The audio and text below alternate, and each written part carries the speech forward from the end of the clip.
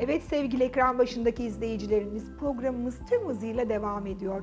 Şimdiki konuğumuz medikal estetik hekimi uzman doktor Yahya Yiğit. Hocam hoş geldiniz programımıza. Hoş bulduk efendim. Nasılsınız? Teşekkür ederim. Siz? Biz de iyi. Sizleri görünce daha da iyi oluyoruz. Teşekkür ederim. Yahya Bey hoş geldiniz. Hoş bulduk. Hoş bulduk. Ben ilk soru olarak medikal estetikte en sık yapılan uygulamalar nelerdir? Bunlardan biraz bahseder misiniz? Evet, medikal estetik uygulamaları içerisinde en sık yaptığımız uygulamalar dudak bunun başında gelir. Bunun dışında botoks uygulamaları çok sık yaptığımız uygulamalardır. Orta yüz restorasyonları, çene restorasyonları, jawline'lar sık yaptığımız uygulamalar içerisindedir. Peki hocam bu medikal estetik uygulamalarını tabii ki hekimler yapıyor aslında. Hekimlerin yaptığı uygulamalar nedir demeyeyim de size. Diyeyim ki medikal estetik uygulamaları arasında yöntemler açısından, işlem açısından bir fark var mı? Tabii ki var. Kısaca değinmek gerekirse sonuçta bu işlemleri yaparken her hekim zaman içerisinde bir tecrübe kazanır. Doğrudur. Belli kurallar vardır ama o kurallar dışarısında teknikler geliştiriliyor. Gözlemlemeler yapılıyor. Hangisi daha kalıcı oluyor, nasıl daha güzel duruyor? Bu hekimin tamamen kendi pratiğine bağlı olan durumlardır. Özellikle nasıl daha uzun süre kalıcı olur veya nasıl daha doğal, nasıl daha güzel durur? Bunlar zaman içerisinde tecrübe edilir ve o şekilde uygulamaları yapılır ki her hekimin çalışma tekniği de bunun için farklıdır. Mesela bizim daha önce yaptığımız dolgu uygulamalarında 8 ay 1 yıl kadar kalıcılık varken bölgesine göre yaptığımız deneyimler ve tecrübeler farklı tekniklerle bu 1 yıl, 1,5 yıla kadar uzayabiliyor çoğu zaman. Burada daha mı kalıcı dolgular kullanıyorsunuz yoksa üründen ziyade teknik farkıyla mı süreci uzatabiliyorsunuz? Tabii ki şimdi ürünü de tanıyoruz, ürünü de gözlemliyoruz ama burada asıl önemli olan hekimin pratikliği ve kullanılan dolgunun uygulama tekniği. Mesela ben katmanlar arası geçiş tekniğini kullanıyorum. Her katmana farklı miktarlarda, farklı oranlarda dolgu tekniğini kullanıyorum ve içeride resmen bir ağ örülüyormuş gibi oluyor. Dolayısıyla bir noktada sadece kütle olarak değil de doku içerisinde her dokunun her alanını harekete geçiren bir teknik kullanıyorum. Ve onu yaptığımda da katmanlar arasında bir bağlantı sağladığı için aynı zamanda lifting etkisi de çok daha fazla oluyor. Dolayısıyla her alanda böyle mi? Tabii ki değil. Örneğin arka elmacıkta farklı bir teknik, ön elmacıkta farklı bir teknik, dudakta farklı tekniklerimiz var.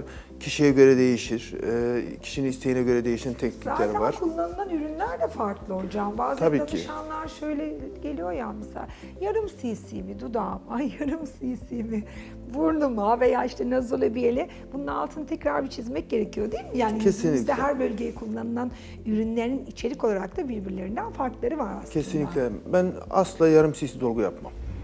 Dudağı yarım cc asla kullanmam. Neden? Bunda da dediğim gibi yani belki daha önce kullanmış olabilirim zamanında veya yeni başladığımız ama sonraki süreç içerisinde kesinlikle kullanmama kararı almıştım ve yıllarda da kullanmıyorum. Neden? Şöyle bir bardak düşünün. Altına bir damla su koyduğunuzda o bardağın altını dolduramazsınız. En azından bir katman olarak dolduramazsınız. Fakat 2-3 damla koyduğunuzda en azından o bardağın altını tamamen kaplayacak kadar ıslatmış olabiliyoruz. Şimdi dudak da öyledir. 1 cc'den az bir dolgu yani yarım cc ile ben dudak dolgusu yapacağım. Zaten mümkün değil. Göstermeyi bir kenara bırakın. Yani o dudağın dolgu görmesi gereken noktaları var. Onlara dolgu konulmadığı zaman önüne, arkasına veya yanına koydun, yan kenarına yetmedi. Onu yapmadığın zaman zaten hiç hoş olmayan, doğal olmayan sonuçlar ortaya çıkıyor. Dolayısıyla o katmanı bir doldurmak gerekir. Yani o açıları yakalamak için o orantıyı sağlamamız gerekiyor. Aksi takdirde birazcık oraya olmaz bu. Kesinlikle benim yapmadığım bir şey. Peki dudak dolgusunda şöyle olmalıdır diye bir tekniğiniz ya da bir uygulamanız var mı? Ve dudağın şekli belirleyici bir faktör oluşturuyor mu ve miktar olarak ne kadar kullanıyorsunuz? Şimdi özellikle bazı hastalarım oluyor. Yani bu dudağa dolguyu koy kendisi şekil alır dediğim çoğu hasta var. Bazı hastalarda da gerçekten çok zor dudaklar oluyor. Dışa dönülmesi çok zor olan dudaklar var. Farklı bazen 2 farklı tekniği hatta 3 farklı tekniği aynı anda kullanmamız gerekebiliyor. Şunu rahatlıkla söyleyebilirim. Şekil almayacak dudak yoktur diyebilirim. Bazen hastalarımız geliyor hocam biz başka bir merkeze gittik, başka bir hekim arkadaşımızla görüştük. sizin dudağınız dolguya uygun değil şeklinde söylemlerle geliyorlar bize. Abi, neye göre uygun değil? Şimdi onu bir göz önünde bulundurmak lazım. Şekil alamaz. Doğrudur ama önemli olan o şekli verebilmektir. Onun için farklı teknikleri kombine edebilmek gerekiyor. Dolayısıyla şekil almayacak dudak yok diyebilirim yani. Peki miktar olarak mesela dediniz ya az önce yarım tüple, yarım enjektörle ya da yarım CC ile hiçbir şey elde edemeyiz. Ne kadarlık bir miktar uyguluyorsunuz? Tek seansta, tek seferde daha doğrusu 1,5 ml'in üzerine de çıkmıyorum.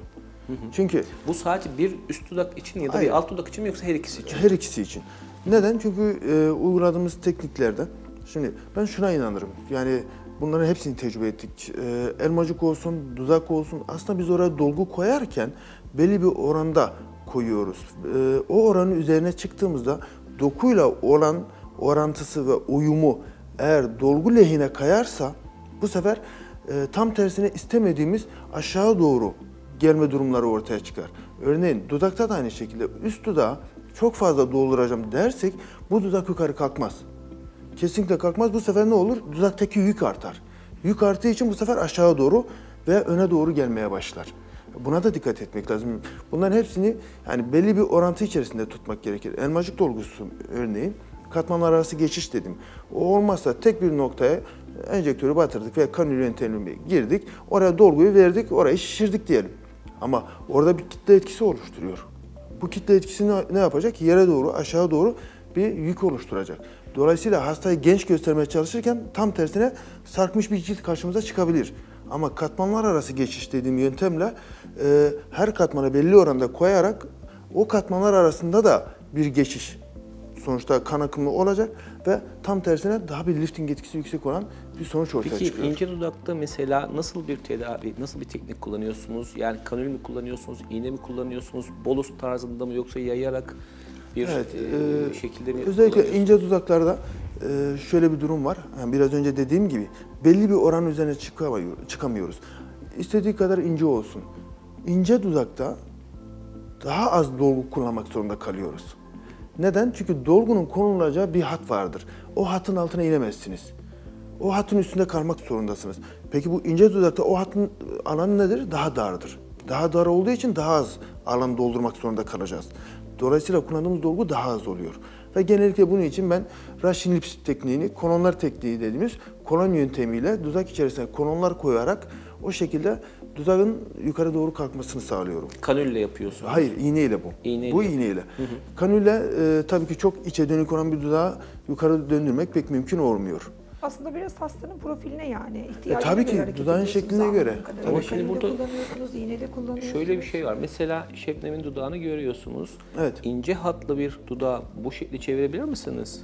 Dudağın miktarına yani inceliğine göre değişir.